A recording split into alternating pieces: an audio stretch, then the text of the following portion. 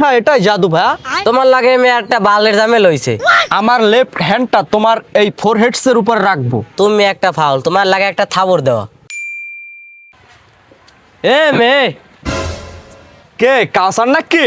এ মেয়ে, তোমারে বলে কালগো আরিফে ইট দে হাত পাও পাশে শেষছে। ওই আমার ইট দিয়ে শেষপো এমন কোন মনিরপুর এলাকা আছে?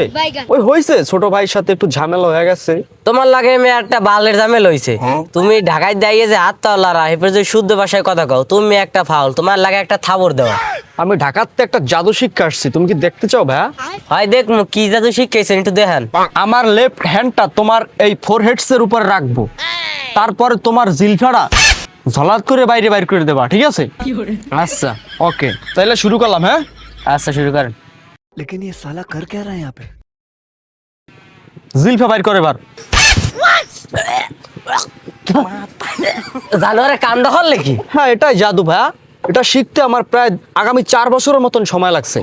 ইস, এই জাদু হেকতে আবার 4 বছর হইছে। মুই একটা শিখছি জাদু, এইটা তুমি দেখবা। ও তুমিও জাদু শিখছো? দেখি দেখাও তাইলে। মোর জাদুর এককালে সোজা। মোর বাবারটা তোমার কানের গোড়ায় একটু যোগান বাজামু, তুমি তোমার মাথাটা অলগাছতে মোর আটটার উপরে থবা। কি তুমি পারবা না? হ্যাঁ অবশ্যই পারবো। তো হয় তুমি রেডি? হাত দাও, রেডি। আচ্ছা।